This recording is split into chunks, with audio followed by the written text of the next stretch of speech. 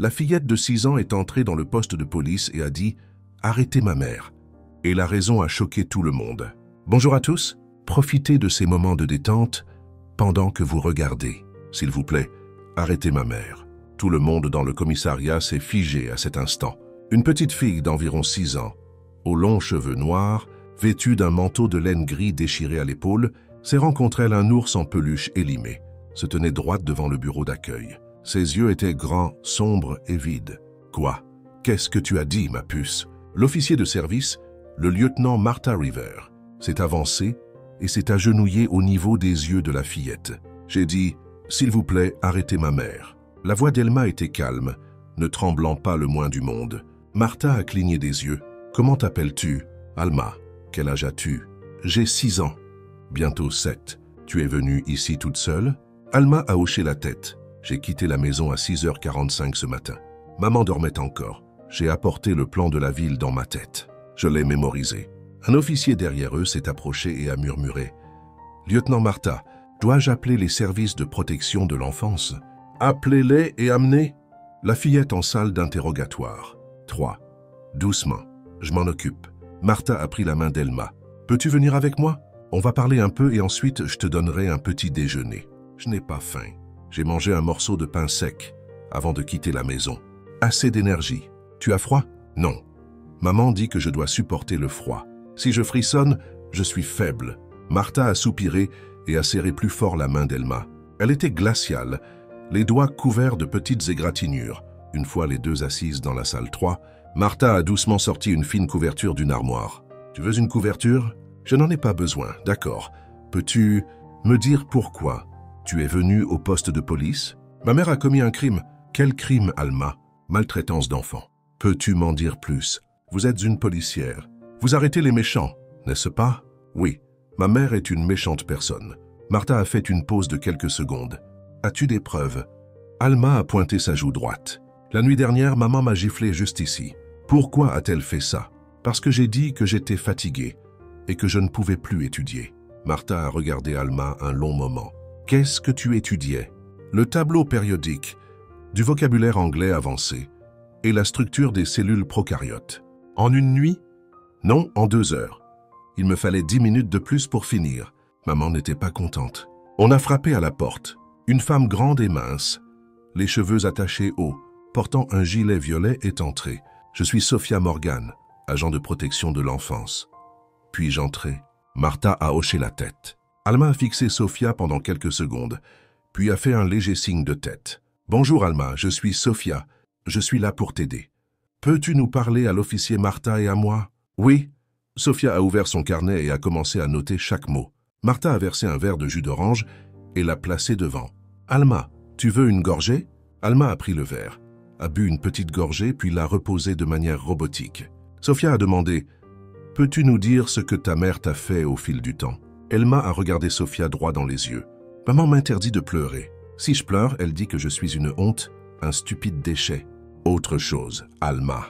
Si je fais une erreur, elle dit que je suis une idiote. Elle dit « Seuls les enfants bêtes ne savent pas que 7 fois, try font 56. » Martha a demandé doucement. « Est-ce qu'elle t'a déjà frappé ?» Alma n'a rien dit. Elle a remonté sa manche. Sur son poignet gauche, il y avait un bleu qui n'avait pas complètement disparu. Elle utilise une règle en bois, parfois un petit fouet en cuir. Sophia s'est raidie. Un fouet? Une lanière noire, douce et longue.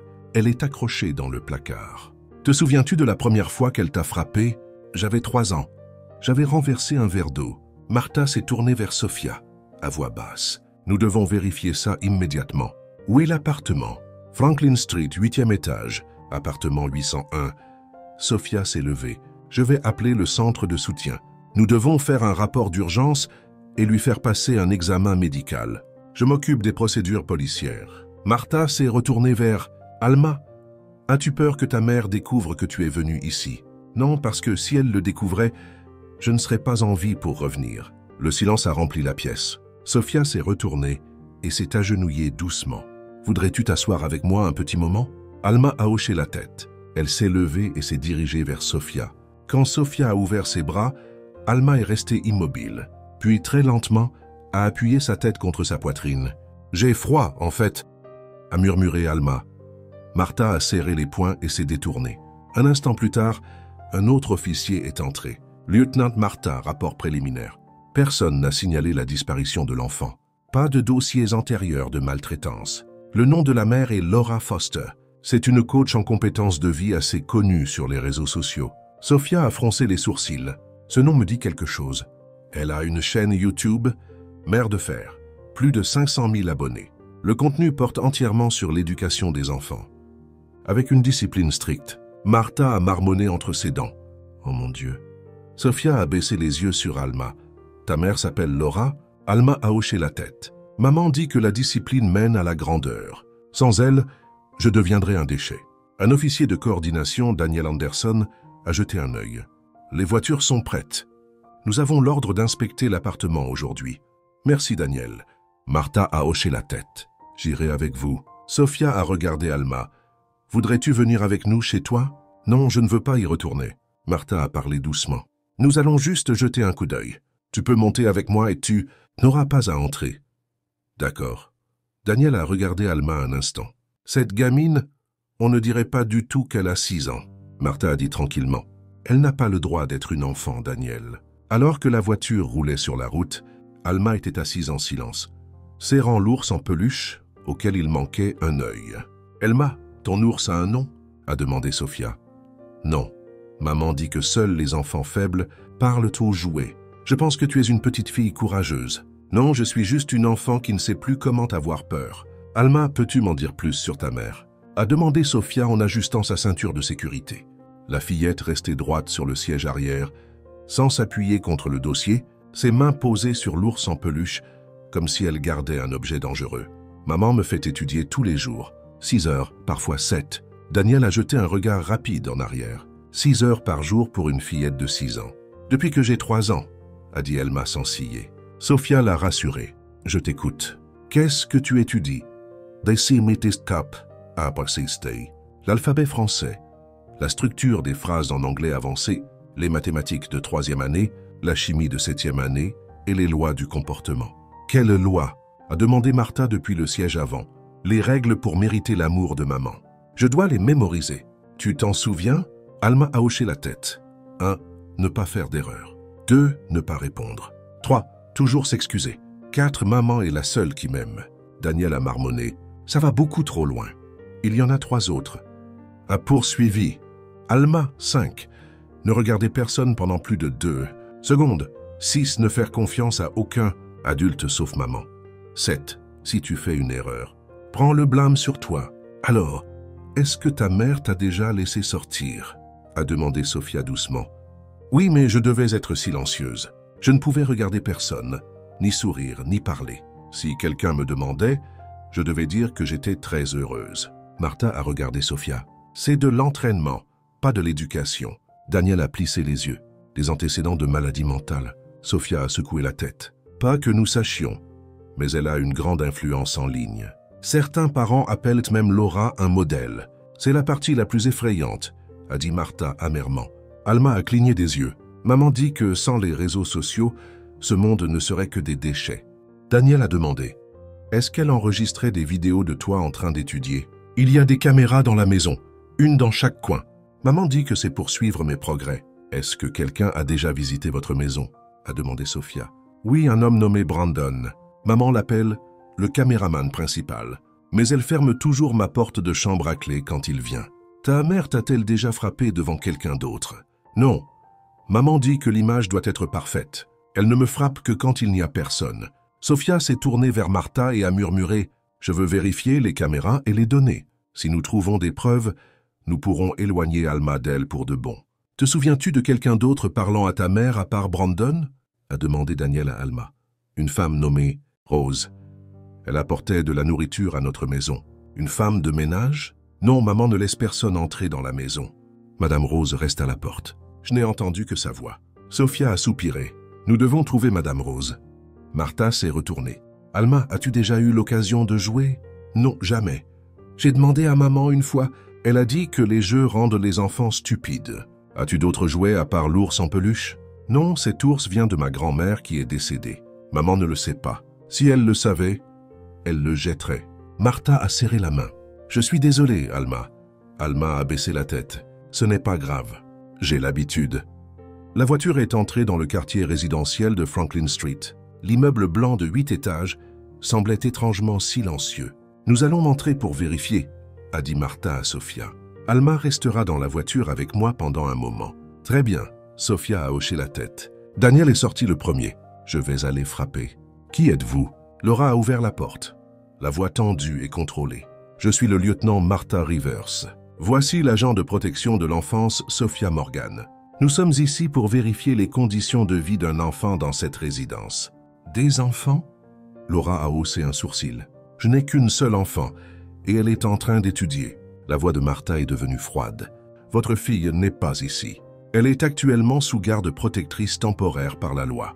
Laura a froncé les sourcils. Elle s'est enfuie. Nous ne discutons pas de cela à la porte, a interjeté Sophia. Nous demandons la permission d'entrer chez vous. Bien.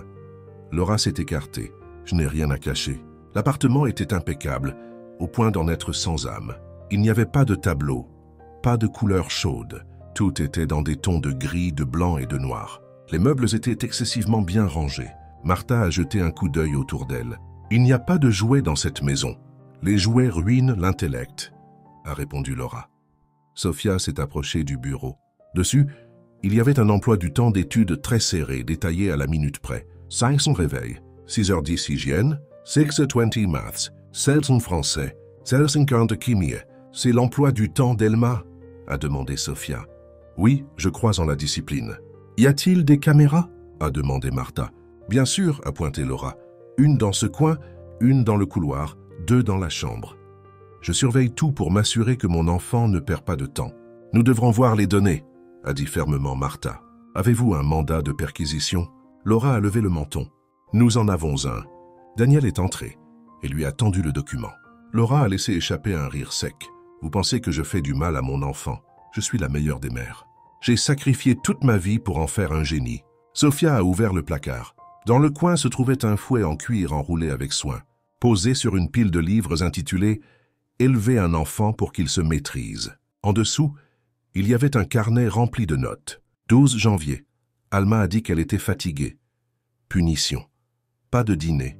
14 janvier, Alma a pleuré, frappé 3 fois. Martha l'a saisie. Qu'est-ce que c'est? Des notes, comme un scientifique enregistrant les résultats d'une expérience, a dit Laura froidement. Vous pensez que votre fille est une expérience. Je pense qu'elle est le projet le plus important de ma vie. Daniel a lâché. Nous vous plaçons en état d'arrestation. Non, vous ne comprenez rien, a crié Laura. Je fais ça pour la rendre forte. Je ne veux pas que mon enfant devienne comme tous ces gosses l'adorent. En la frappant, en la menaçant, en l'isolant, en la forçant à apprendre des contenus bien au-delà de son âge, en l'aimant au plus haut niveau. Sophia a serré la mâchoire. Ce n'est pas de l'amour, c'est de la maltraitance systématique. Laura s'est débattue, mais Daniel lui avait déjà passé les menottes. Vous êtes en état d'arrestation pour suspicion de maltraitance d'enfant. Vous avez le droit de garder le silence. Laura a continué à crier. Je n'ai pas tort. Alma a besoin de moi. Personne ne l'aime plus que moi. Martha s'est détournée, la voix glaciale. Personne qui l'aime ne la ferait. S'enfuir dans un poste de police à 6 ans du matin. Alors que Laura était escortée hors de l'immeuble, menottée, criant et jurant, Alma regardait depuis la voiture. Elle n'a pas bougé. Martha a ouvert la portière de la voiture.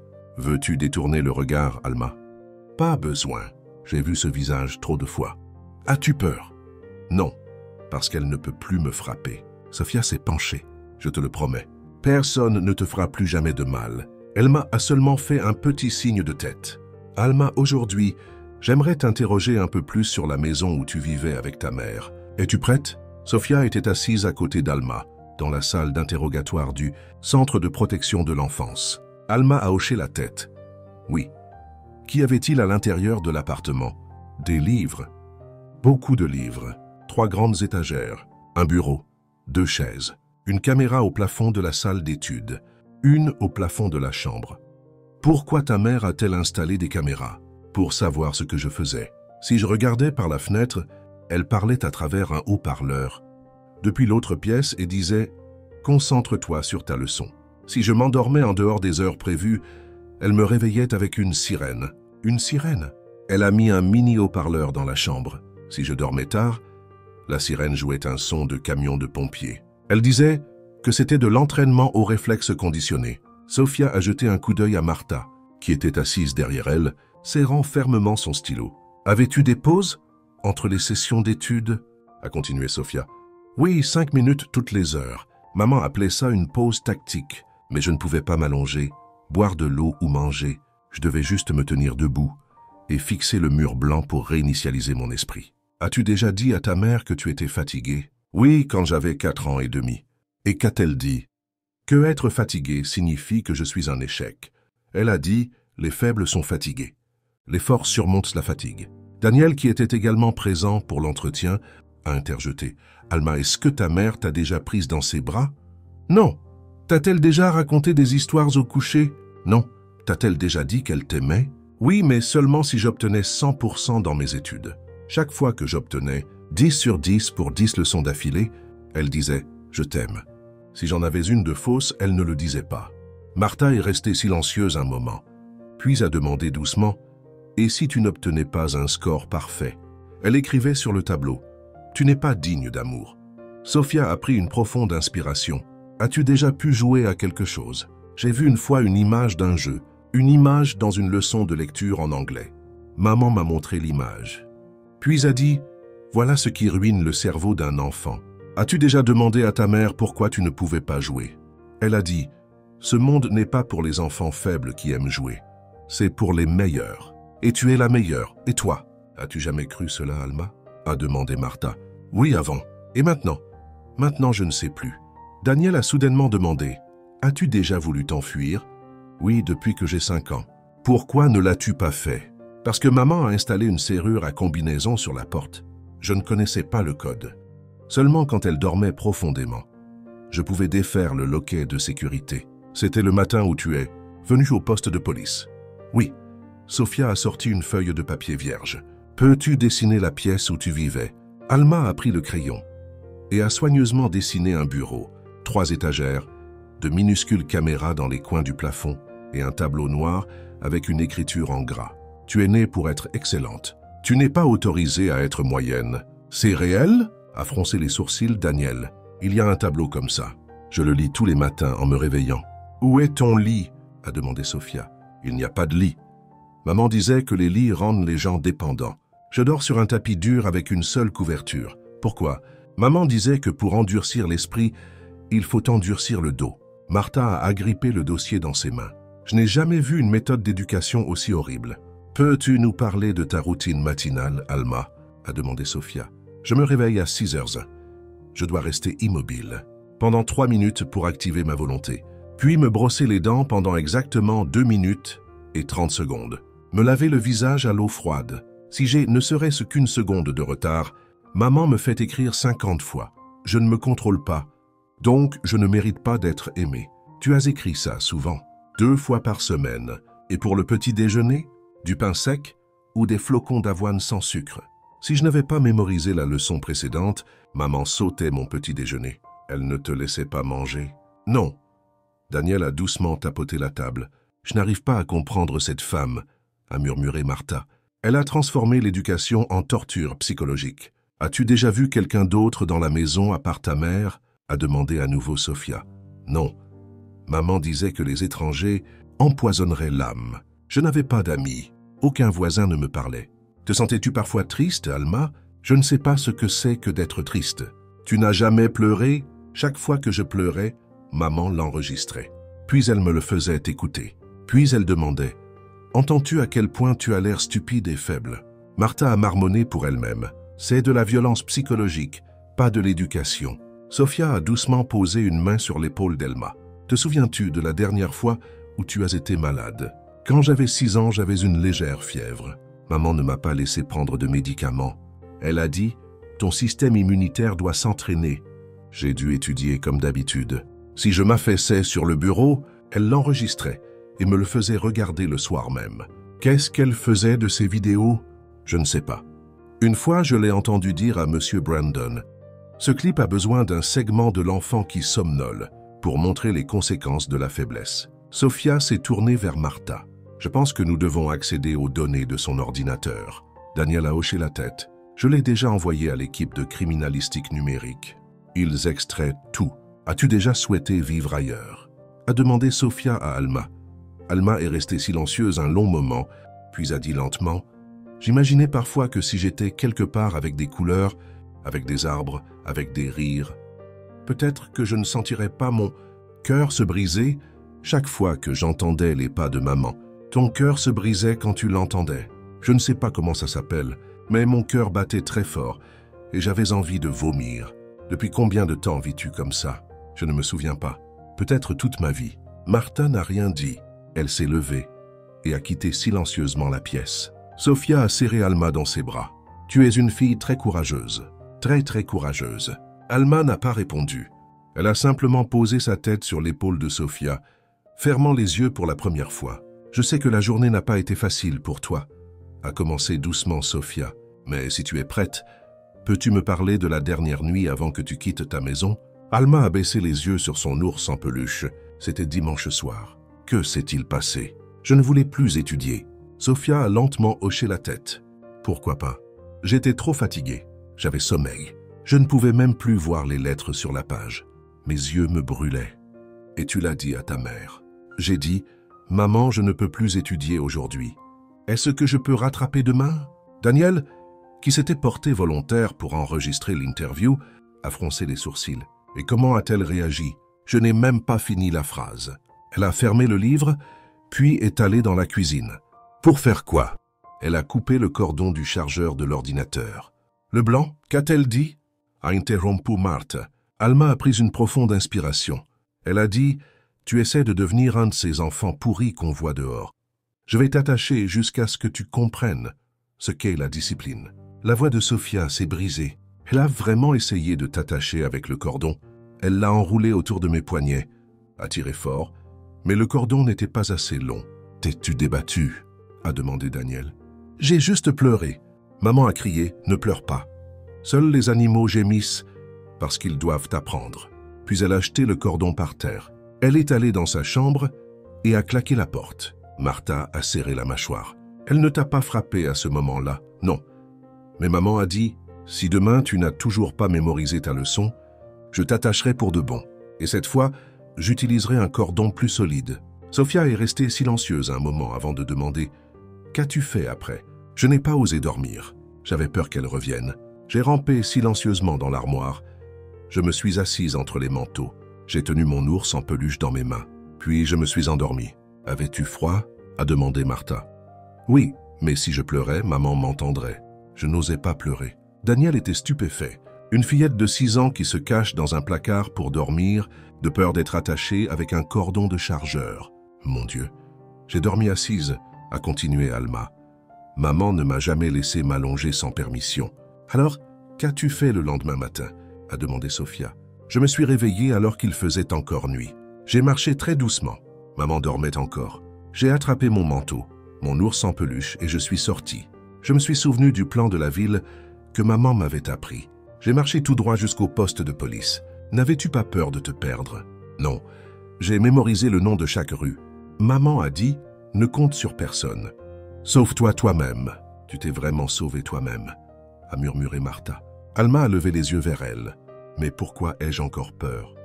Parce que tu es encore une enfant, a posé une main sur celle d'Elma Sofia.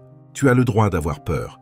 Caroline, une nouvelle employée du centre, a frappé doucement et est entrée. Désolé d'interrompre. J'ai apporté du lait chaud pour Alma et des biscuits. Alma a regardé le plateau, puis Sofia.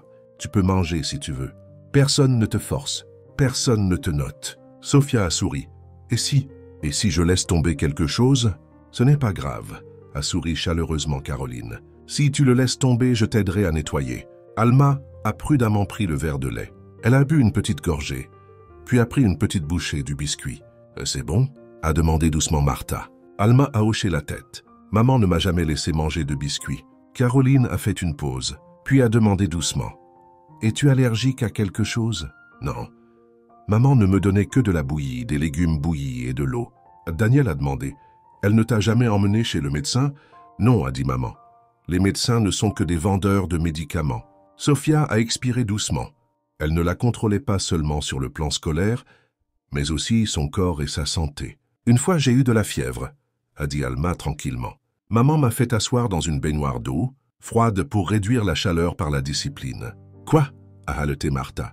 Je suis resté dedans pendant 30 minutes. Puis maman m'a fait me sécher, mettre mon uniforme scolaire et continuer à étudier. Daniel a grimacé.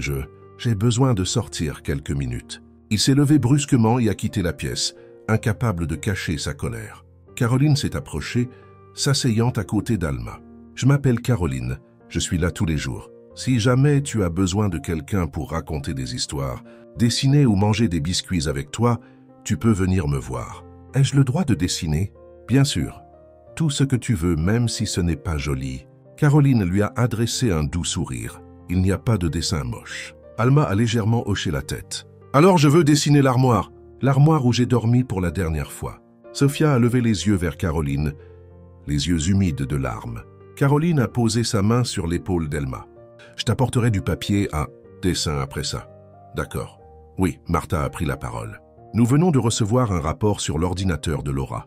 Il y a un dossier, appelé évaluation quotidienne. Il contient des centaines de vidéos d'Alma en train d'étudier, de se faire gronder et de voir ses erreurs enregistrées.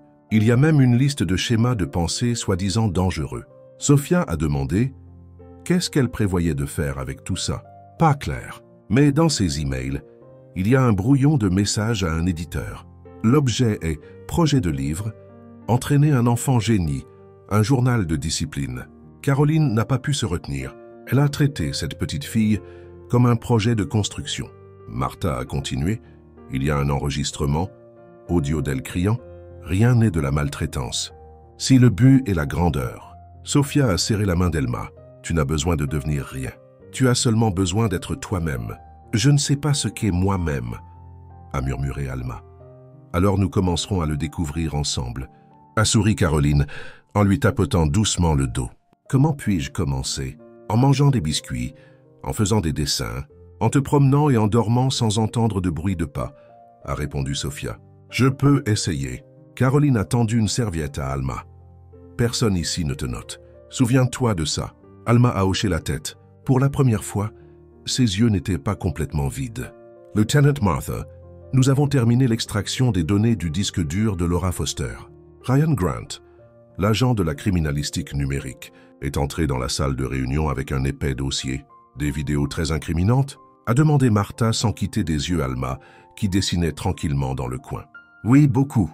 Une vidéo de 11 minutes, la montre en train de réprimander l'enfant pour avoir mal orthographié résilience. Qu'a-t-elle dit? Voulez-vous la regarder? Ryan a ouvert son ordinateur portable.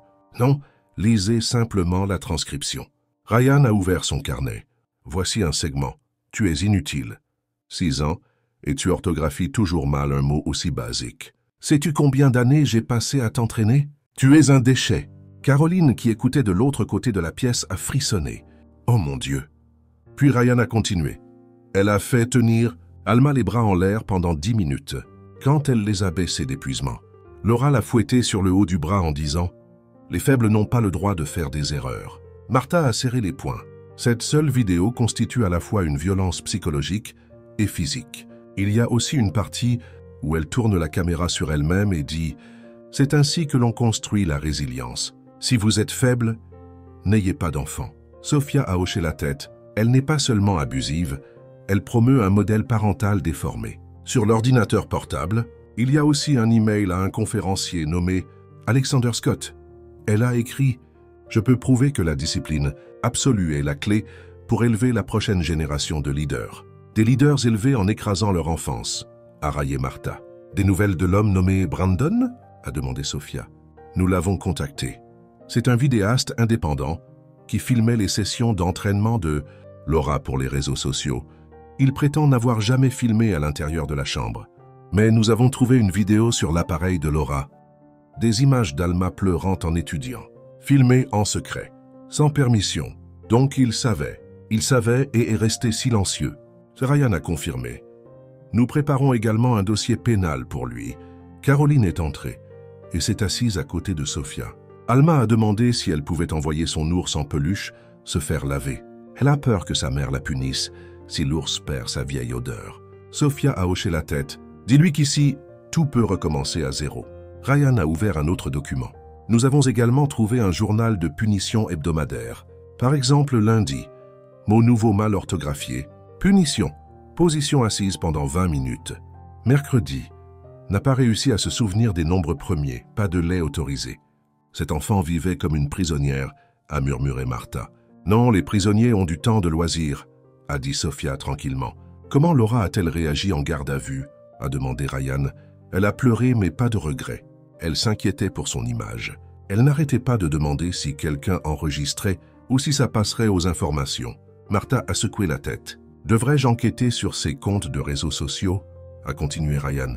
Oui, sur tous les groupes de parents qui la suivaient et essayaient ses méthodes. Caroline est intervenue.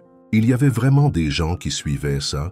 Oui, a hoché la tête Sophia. Certains commentaires sur sa vidéo disaient « J'ai mis mes enfants contre le mur et ils apprennent plus vite. » Ou « Merci Laura. Maintenant, mon enfant a peur des erreurs et est beaucoup plus prudent.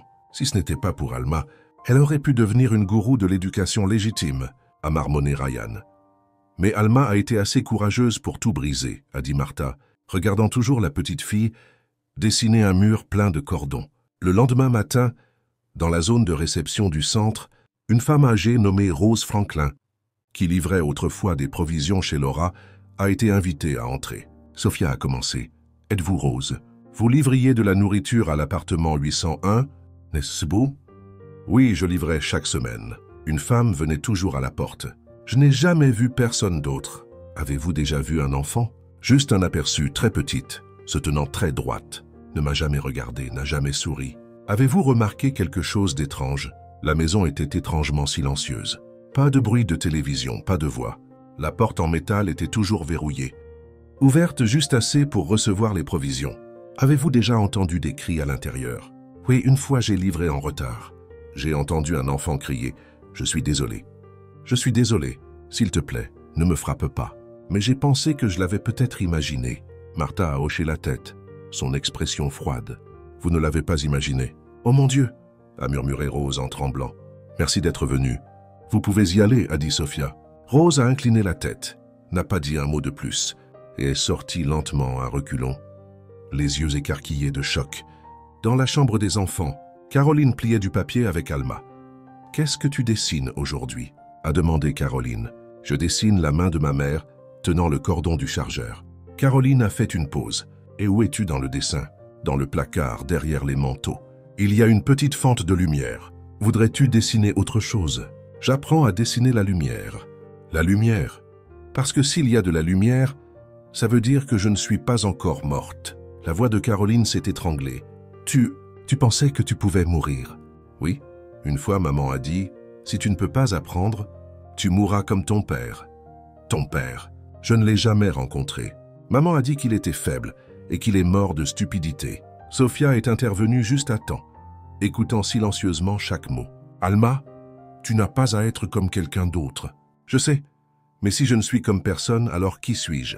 Tu es une enfant et c'est suffisant, a répondu doucement Caroline. Puis-je continuer à dessiner? Autant que tu veux. Lors d'une réunion du personnel cet après-midi-là, Ryan a rapporté « Nous avons découvert un groupe Telegram créé par Laura, parent d'élite. Dedans, elle partageait des techniques de punition, exigeait que les membres consignent les erreurs de leurs enfants et interdisait la communication extérieure. Est-ce que quelqu'un a déjà signalé ce groupe ?» a demandé Martha. « Non, il l'appelle la méthode du génie froid. » Sophia a serré la mâchoire. « Nous devons diffuser le clip vidéo d'Alma se faisant gronder. Flouter son visage mais garder l'audio. Nous préparerons la version montée. » A hoché la tête, Ryan. Martha a regardé autour de la pièce. Elle a remplacé l'idée d'amour par un contrôle impitoyable et la société l'a applaudi pour ça. Ryan a ajouté. Et Alma a arraché ce masque avec une seule phrase. « S'il vous plaît, arrêtez ma mère. » Cette nuit-là, dans sa chambre, Alma a posé son crayon. « Mademoiselle Caroline. »« Oui, ma puce. Si je fais une erreur maintenant, est-ce que tu me détesteras? » « Jamais. Et si je ne suis pas intelligente, encore moins de raison de le faire. » Alma a murmuré. « Je ne suis pas habituée à ça. Ce n'est pas grave. Je serai là jusqu'à ce que tu le sois. Avez-vous vu les nouvelles ?» Ryan a ouvert la porte de la salle de réunion, tenant une tablette avec le titre qui défilait déjà. Martha a levé les yeux. « Qu'est-ce que c'est ?»« La télévision nationale. vient de diffuser un bulletin d'information de dernière minute. Mère de fer Laura Foster accusée de maltraitance d'enfants. L'opinion publique éclate en controverse. Sophia s'est précipitée. Ont-ils montré le visage d'Elma? Non, il était flouté, mais la voix est restée. L'audio de la violence verbale a été monté et diffusé. Caroline, tenant Alma dans la salle de jeu, a entendu la télévision du couloir et a doucement posé la fillette sur le canapé. « Alma, veux-tu écouter ?» Alma a secoué la tête. « J'ai peur d'entendre la voix de maman. C'est bon. » Personne ne la met fort ici. Dans la salle de conférence, Martha a baissé le volume. L'écran montrait Stephen Lewis, un animateur de télévision bien connu, parlant avec une expression sérieuse. Les communautés en ligne sont divisées. Certains considèrent Laura Foster comme un symbole de discipline stricte. D'autres l'accusent d'abuser de sa position de mère pour déverser sa colère sur un enfant de 6 ans. Sophia a ricané, un symbole qui enfermait son enfant comme une prisonnière. Ryan a ajouté, un grand blog sur l'éducation a publié un article défendant Laura. Le titre est « Quand la société est trop tendre pour comprendre la discipline ». Martha a dit froidement « Donc, nous sommes tendres parce que nous ne battons pas nos enfants comme des animaux ». L'animateur fait venir des commentateurs invités. Ryan a pointé l'écran. « Stephen, bienvenue mademoiselle Veronica Bennett, experte en éducation. Quelle est votre opinion sur cette affaire, Veronica ?» Veronica, je crois que la société confond discipline et maltraitance. Nous n'avons pas encore de preuves suffisantes pour conclure que mademoiselle Laura est coupable. Et Stephen, mais il y a une vidéo d'elle utilisant un fouet et criant sur la fillette de 6 ans. Veronica, avoir un fouet ne signifie pas automatiquement maltraitance. De nombreuses cultures utilisent encore les châtiments corporels dans le cadre de l'éducation. Caroline a marmonné. Prochainement, ils légaliseront la torture. Martha s'est levée brusquement. J'appelle le service juridique tout de suite. Nous devons publier une déclaration officielle. Nous ne pouvons pas laisser l'opinion publique changer à cause de quelques experts des médias. 1 heure plus tard, dans le bureau des médias internes, Sophia a posé son téléphone. Le compte de réseaux sociaux d'Elma, celui que Laura a créé, reçoit des milliers de nouveaux commentaires. « Quoi ?» a froncé les sourcils Martha. Laura a créé un compte TikTok appelé Future, directrice Alma. Il y a des vidéos d'Alma récitant le tableau périodique, écrivant en anglais, méditant. « C'est l'ancien compte ?» a demandé Ryan. « Oui, mais les gens le redécouvrent. Certains commentaires disent que c'est le résultat de la discipline. Cette fille réussira. D'autres rétorquent « C'est un signe de traumatisme psychologique. » L'enfant a été programmé. Martha s'est tournée vers Ryan. « Pouvons-nous le faire supprimer ? Nous devrons soumettre une demande à la plateforme. Ça prendra du temps. » Caroline est entrée. Alma vient de demander ce que signifie discipliner. Elle a entendu le mot à la télé. Sophia a soupiré. « Qu'as-tu dit ? » Je lui ai dit que c'est quelque chose que les adultes disent quand ils ne veulent pas entendre les enfants dire la vérité. Ryan s'est levé. Je pense qu'il est temps qu'Alma parle pour elle-même. Anonymement. Juste un court message vocal. Non, a objecté Martha. Elle est encore trop jeune, mais sans une voix contraire, l'opinion publique pourrait à nouveau basculer. Sophia a réfléchi. Seulement si Alma le veut, sans pression. Cet après-midi-là, Alma était assise avec Sophia dans une pièce calme. Un petit microphone reposait sur la table. « Alma, aimerais-tu dire quelque chose aux gens qui regardent ces vieilles vidéos de toi ?» a demandé Sophia doucement. « Ces vidéos datent de l'époque où j'étais forcée d'étudier, » a murmuré Alma. « C'est exact. Mais certaines personnes ne le savent pas. Elles pensent que tu étais heureuse d'être bonne en études. Je n'étais pas heureuse. Tu peux le dire. Juste un court message. » Alma a hoché la tête. « Je suis prête. » Sophia a allumé l'enregistreur. « Tu peux dire ce que tu veux. » Alma s'est assise droite, puis a parlé lentement et clairement. « Je m'appelle Alma. J'étudiais 6 heures par jour. On me frappait pour avoir mal écrit quelque chose. Je m'asseyais dans un placard parce que j'avais peur d'être attachée. Ma mère disait que c'était de l'amour, mais je ne me sentais pas aimée. Je me sentais comme une chaise, sur laquelle on s'assoit, qu'on oublie, très seule. » Sophia a éteint l'enregistrement, les yeux humides de larmes. « Tu as si bien fait. Puis-je effacer toutes les anciennes vidéos? Je te le promets. Un jour, tout cela aura disparu. » Le lendemain matin, le court message audio a été diffusé aux informations matinales. La voix a été modifiée pour protéger l'identité, mais l'émotion ne pouvait être cachée. Stephen Lewis a commencé. « Nous avons reçu un message audio de l'enfant au centre de l'affaire Laura Foster. Pour sa protection, son identité reste confidentielle, mais chaque mot prononcé donne des frissons dans le dos. Veronica Bennett, qui avait précédemment défendu Laura, est apparue à nouveau, cette fois visiblement abattue. Steven a demandé « Mademoiselle Bennett, que pensez-vous après avoir entendu cela ?» Veronica a baissé la tête. « J'avais tort. » Caroline s'est tournée vers Martha. Quelqu'un qui admet avoir eu tort. C'est au moins un bon signe. Martha a hoché la tête. Mais qui peut réparer les dommages qu'Alma a subis? Pendant ce temps, les réseaux sociaux ont explosé dans la direction opposée. Ryan a lu à haute voix quelques commentaires. « Oh mon Dieu, je pensais qu'elle était une mère formidable. Maintenant, je me sens comme un idiot. J'ai fait étudier mes enfants en utilisant les clips de Laura. Je le regrette profondément. Protégez Alma. Ne la laissez pas grandir, en pensant que l'amour équivaut à la douleur. » Sophia a esquissé un sourire fatigué. Au moins, maintenant, la fillette a des gens qui la soutiennent. Dans la salle d'art, Caroline a tendu à Alma un nouveau carnet de dessin. « Veux-tu essayer de dessiner quelque chose de nouveau ?» Alma a secoué la tête. « Je veux me dessiner, mais sans le fouet, sans le bureau. Qu'y aura-t-il à la place? De la lumière et du ciel ?» Caroline s'est assise. « Je resterai juste ici jusqu'à ce que tu aies fini de dessiner. »« Mademoiselle Caroline, qu'y a-t-il, Alma? Si les gens m'aiment parce que je leur ai dit que j'avais été blessée, alors si j'arrête de le dire, est-ce qu'ils m'aimeront encore ?» Caroline s'est étouffée. « Ils t'aiment parce que tu es courageuse, pas parce que tu es brisée. J'ai encore peur.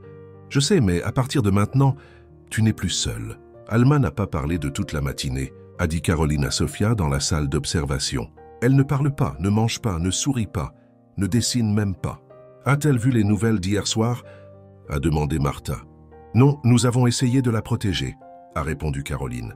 Mais dans le couloir, un autre enfant lui a murmuré « Es-tu vraiment Alma, la fille qui s'est fait frapper ?» Sophia a soupiré. Les enfants ne voulaient pas faire de mal, mais pour Alma, même une seule phrase peut la faire se renfermer.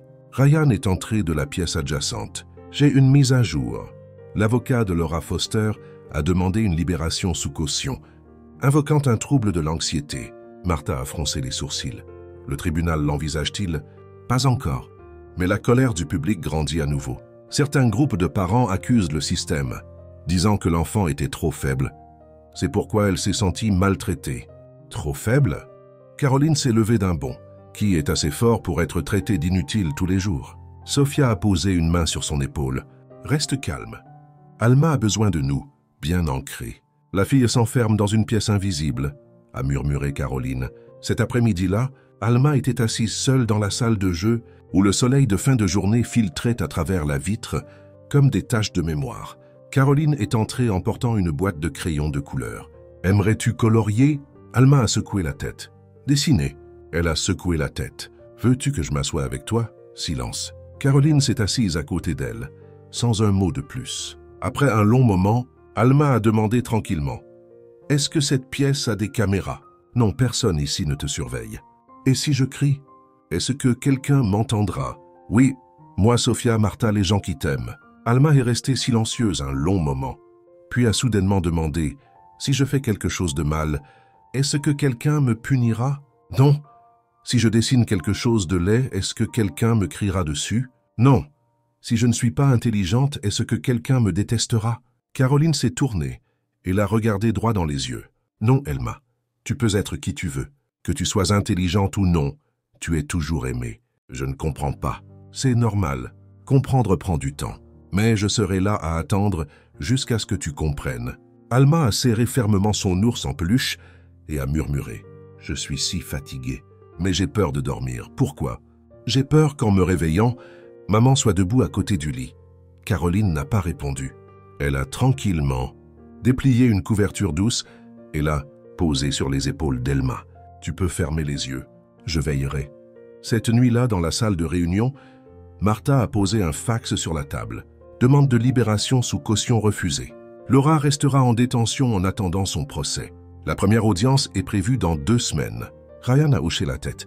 Bien, mais les avocats s'accrochent toujours à l'idée qu'elle n'a pas causé de blessures physiques graves, et les vidéos ne montrent pas clairement les coups de fouet. Martha a soupiré. Je suis inquiète. Sophia est intervenue. Je ne suis pas inquiète pour le tribunal. Je suis inquiète pour Alma. Caroline est entrée, l'air épuisé. La fille a commencé à poser des questions sur le concept de normal. Elle a demandé si elle était une enfant étrange. « Qu'as-tu dit ?» a demandé Ryan. « J'ai dit, qu'est-ce qui est normal quand on a passé toute sa vie à apprendre que pleurer n'est pas autorisé ?» Martha a parlé à voix basse. Elle subit un traumatisme sous la forme d'une normalisation de la douleur. C'est encore plus dangereux si ce n'est pas traité. Sophia a acquiescé. « Un psychologue a-t-il déjà été assigné ?» a demandé Ryan. « Oui, le docteur Juliana Thompson. Elle a déjà travaillé avec des enfants gravement maltraités, » a répondu Martha. Caroline a expiré doucement. Espérons qu'elle suffise. Le lendemain, Alma a été emmenée dans la salle de conseil. Le docteur Juliana Thompson, la quarantaine, cheveux bouclés, voix chaude et profonde, était déjà assise, attendant. « Bonjour Alma » a-t-elle commencé doucement. « Je suis Juliana. Je suis juste là pour parler. Pas de test, pas de jugement, pas de curiosité mal placée. » Alma a légèrement hoché la tête. « Veux-tu t'asseoir sur la chaise ou par terre ?»« Par terre. » « D'accord. » Juliana s'est assise en tailleur aussi. « T'es-tu déjà senti comme un mur? Un mur? Debout immobile, ne parlant pas, n'écoutant pas, personne ne sachant ce qu'il y a à l'intérieur. » Alma a murmuré. « Je ne sais vraiment pas ce qu'il y a à l'intérieur de moi. Moi, si. À l'intérieur de toi. Il y a une pièce vide parce que personne ne t'a jamais laissé y mettre quoi que ce soit. Puis-je y mettre quelque chose maintenant? J'ai quelques idées. Je peux t'aider à y mettre un rire, un rêve, une chanson, un câlin. » Alma fixé Juliana. Puis très doucement, puis-je y mettre la couleur violette. Pourquoi le violet? Parce que je n'ai jamais été autorisé à utiliser le violet. Alors aujourd'hui, mettons la première touche de violet à l'intérieur de cette pièce. D'accord. Alma a hoché la tête. Juliana a sorti une boîte de crayons de couleur. Elle lui a tendu le violet. Tiens, Alma l'a pris. Ses mains tremblaient. Et si maman voit, ta mère n'est pas là. Seulement toi et le violet. À la fin de la journée, Sophia a trouvé un morceau de papier sur la table d'art d'Elma. C'était un cadre de fenêtre. Et à l'extérieur, un violet pâle s'infiltrait à l'intérieur. Caroline l'a vu et a demandé doucement. Comment a-t-elle dessiné? Pas de corde, pas de fouet, pas de cri. Sophia s'est étranglée. Juste une fenêtre et de la lumière. Sophia a hoché la tête. Avant de se coucher, Caroline s'est assise à côté du lit d'Elma. Tu peux dire une phrase avant de dormir si tu veux. Elma a levé les yeux au plafond. Puis très lentement, très tranquillement. Si je ne suis pas intelligente, serais-je toujours aimée? Caroline a pleuré en silence pour qu'Alma ne la voie pas. Elle a pris la main de la fillette et a répondu comme un vœu. Oui, tu seras toujours aimée. Pas parce que tu es intelligente, mais parce que tu es toi. Alma, quelqu'un de nouveau veut te rencontrer aujourd'hui. Un docteur. Non, mademoiselle Clara. Est-ce qu'elle a un fouet? Non, elle a du gâteau. Du gâteau? Elle l'a fait elle-même, avec du chocolat. Et elle dit, tu n'as pas besoin d'être intelligente pour en manger. Alma a regardé Caroline, les yeux remplis de doute. Je n'ai pas à passer un test? Non, il faut juste que tu en aies envie. Bonjour Alma, je suis Clara, a dit une petite femme aux boucles douces, portant un pull rose pâle et un sourire doux. Que faites-vous? Je travaille pour protéger les enfants comme toi. Comme moi? Oui, les enfants qui n'ont pas été aimés de la bonne manière. Votre mère vous a frappé aussi? Oui. Quand j'étais petite, j'avais aussi peur de ces pas que toi. Pourquoi n'avez-vous plus peur? Parce que j'ai rencontré quelqu'un qui m'a dit que je ne méritais pas d'être frappé. Et maintenant vous le croyez? Je vis selon ce principe. Alma a baissé les yeux. Je ne le crois pas encore. Ce n'est pas grave. Je resterai ici jusqu'à ce que tu le crois. Caroline a apporté le gâteau sur la table. Veux-tu manger? Je n'ai rien à réciter avant. Non. Je n'ai pas à m'asseoir droite? Non. Je n'ai pas à dire merci avant? Clara a souri. Seulement si tu le veux. Alma a pris une tranche, l'a touchée, l'a examinée, puis a pris une petite bouchée. Ses yeux se sont écarquillés. C'est bon. J'en fais tous les matins. Si tu aimes, j'en apporterai plus. Maman ne m'a jamais laissé manger des choses comme ça. Eh bien maintenant tu peux en manger quand tu veux. Dois-je payer pour ça? Non, c'est un cadeau. Juste parce que j'existe? Exactement. Sophia se tenait à l'entrée, regardant Clara raconter un conte de fées d'une voix lente et apaisante. Il était une fois un petit oiseau qui vivait dans une cage en fer. Et comme moi. Oui, l'oiseau ne savait pas voler. Il pensait que toutes les ailes faisaient mal parce qu'il n'avait jamais vraiment volé. Parce qu'on ne lui avait jamais appris que voler est naturel. Que s'est-il passé ensuite? Un jour, la porte s'est ouverte. L'oiseau tremblait en sortant, mais il n'a pas volé. Il avait peur. A-t-il jamais volé? Oui, mais ça a pris du temps. Et quelqu'un à côté de lui a dit « Vole, et si tu tombes, je te rattraperai. » Personne ne m'a jamais dit ça. Maintenant, tu m'as moi. Lundi matin, Alma est arrivée dans la salle de jeu plus tôt que d'habitude. Où est Clara? Elle est dans la cuisine en train de faire un gâteau. Est-ce qu'elle racontera d'autres histoires? Oui, tous les jours si tu veux. Alma s'est dirigée vers la table et a attrapé un crayon de couleur. Je dessine l'oiseau dans la cage. Et ensuite, je dessinerai la porte ouverte. L'oiseau vole-t-il déjà? Non, mais il est debout près du bord. Alma m'a demandé. Si je salis le sol, devrais-je m'agenouiller? A dit Clara à Sophia. Et qu'as-tu dit? Je me suis agenouillé et j'ai nettoyé la tâche. Puis j'ai dit, c'est le travail d'un adulte, pas une punition. Comment a-t-elle réagi? En silence, mais elle n'a pas retiré sa main quand je l'ai tenue. Caroline est intervenue. La nuit dernière, elle a dit bonne nuit pour la première fois. Vraiment? Clara a souri. Oui, très doucement, mais clairement. Sophia a hoché la tête. Clara, tu fais ce que personne d'autre n'a pu faire. Non, c'est Thelma qui le fait. Je suis juste assise à côté d'elle. Cet après-midi-là, Alma a pris un verre. Il a glissé. Il s'est cassé. Toute la pièce s'est figée. La petite fille tremblait, les yeux écarquillés. Je suis désolé. Je suis désolé. Clara s'est approchée, s'est assise, n'a pas touché les éclats. Ce n'est pas grave. Je vais nettoyer. Je vais... Non, je le ferai. Je le mérite. Non, tu es une enfant. Les enfants font tomber des choses. Personne ne te punit pour ça. Je ne le crois pas. Alors assieds-toi ici. Regarde-moi nettoyer, jusqu'à ce que tu le crois. Alma s'est assise, les yeux larmoyants. Personne n'a dit un mot.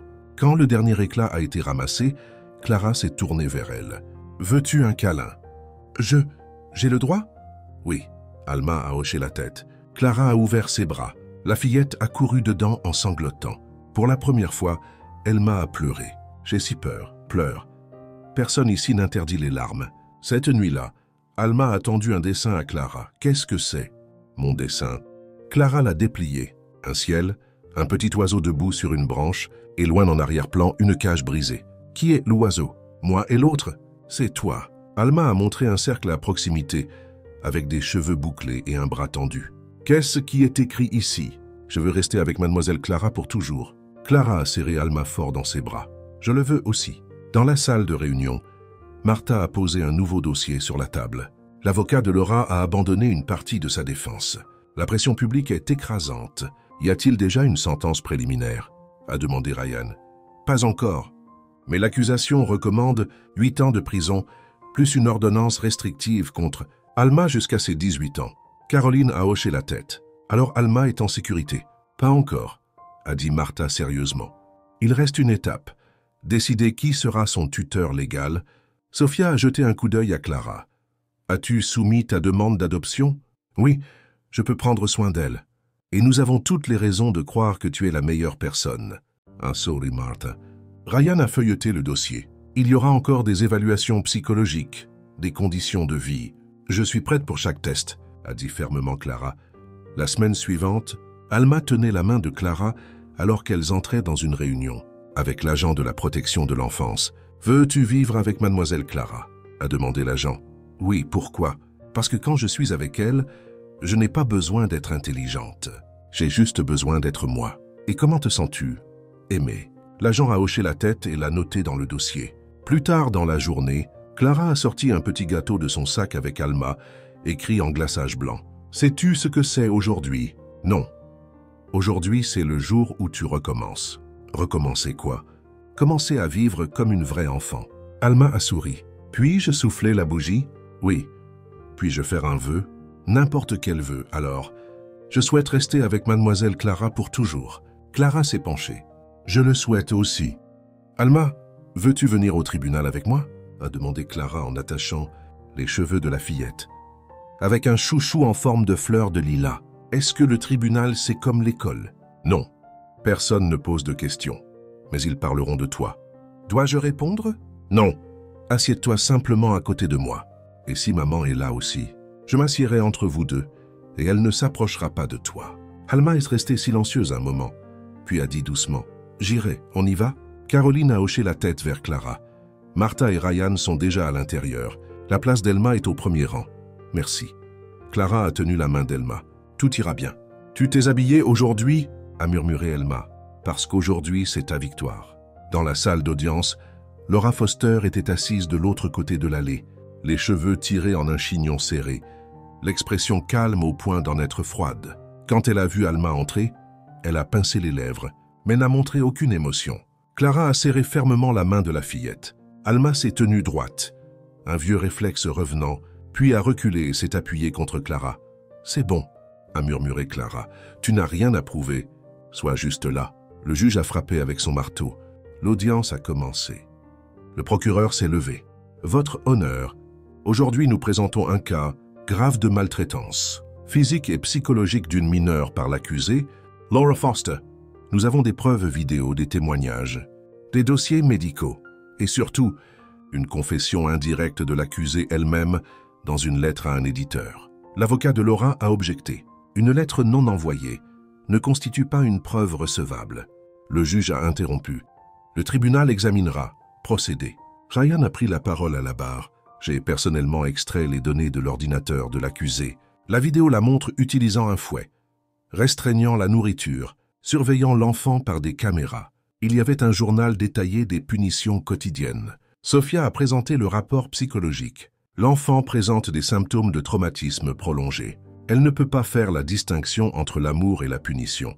La première question qu'elle a posée en entrant au centre était « Si je ne suis pas intelligente, serais-je toujours aimée ?» Le juge s'est tourné vers Laura. L'accusée a-t-elle quelque chose à dire? Laura s'est levée. Je n'ai aucun regret. J'ai essayé de créer un enfant exceptionnel. Si vous croyez que c'est mal, alors ma seule erreur a été d'aimer trop. Martha a murmuré tranquillement à Clara.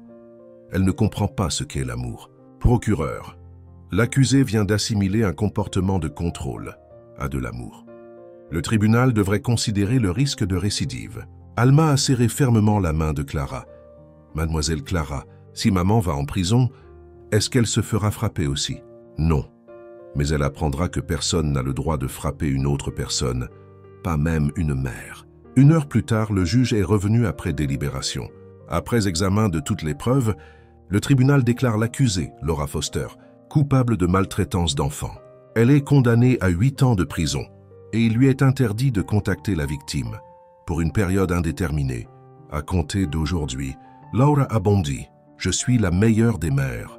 J'écrirai des livres depuis la prison. Je prouverai que cette société a tort. Les officiers du tribunal l'ont fermement tenue par les épaules. Le juge a frappé son marteau. Ordre dans la salle. Alma l'a regardé partir. Elle n'a pas pleuré. Elle n'a pas tremblé. Elle a simplement demandé d'une petite voix. Alors, je n'ai plus à y retourner? Clara s'est penchée et l'a serré dans ses bras. Plus jamais. 1 semaine plus tard, bureau de l'administration du comté. Mademoiselle Clara Lawson, sur la base du dossier d'adoption approuvé et des évaluations psychologiques, vous êtes par la présente officiellement désignée comme la tutrice légale de la mineure. Alma, a annoncé le fonctionnaire. Caroline a serré Sophia dans ses bras. Je n'arrive pas à croire que ça arrive vraiment. Ryan a souri. La justice est peut-être lente, mais cette fois elle est arrivée. Martha a regardé Clara. Merci de ne pas avoir abandonné. Clara a tenu la main d'Elma. Merci de m'avoir choisi. Alma a levé les yeux. J'ai fait le bon choix. Ce soir-là, le salon de Clara était décoré de ballons et d'une bannière faite à la main qui disait « Félicitations, Alma, c'est ta fête d'anniversaire ». Clara a souri. « Mais ce n'est pas mon anniversaire aujourd'hui. Nous le refaisons parce que pour ton 6e anniversaire, tu n'as pas eu de gâteau. Je ne sais pas comment souffler les bougies. Tu vas apprendre maintenant. Puis-je faire un vœu? Tu le peux toujours. » Alma a regardé autour de la pièce chaleureuse et confortable, l'odeur du gâteau remplissant l'air. Caroline arrangeait les tasses. Sophia tenait un appareil photo. Ryan et Martha se tenaient près de la fenêtre. Je souhaite... Oui, qu'est-ce que c'est? Je souhaite pouvoir serrer mademoiselle Clara dans mes bras pour toujours. Clara s'est agenouillée. Viens ici. Elma a couru dans ses bras. Je n'ai pas à être intelligente. Je dois juste être moi. Et je suis déjà aimée, a murmuré Alma. Clara n'a pas parlé. Elle l'a juste serré plus fort. La fête a continué. Mais ce câlin était la chanson la plus forte de leur vie. L'histoire d'Elma est un puissant rappel de l'erreur de certaines approches éducatives. L'amour n'est pas le contrôle, la punition ou la pression d'être parfait. Les enfants ont besoin d'être entendus, tenus dans les bras, autorisés à faire des erreurs et, plus important encore, à vivre une enfance fidèle à leur âge. Une société saine doit protéger sa voix la plus silencieuse, la voix de ses enfants. La plus grande leçon est la suivante. Aucun succès ne vaut le prix de l'âme blessée d'un enfant, et personne ne mérite d'être aimé parce qu'il est doué, mais simplement parce qu'il est humain. Si vous avez aimé cette histoire, nous vous invitons à laisser un j'aime et à vous abonner à notre chaîne. Votre soutien nous motive à continuer d'apporter des histoires touchantes presque tous les jours. Nous sommes très reconnaissants de votre soutien. À bientôt.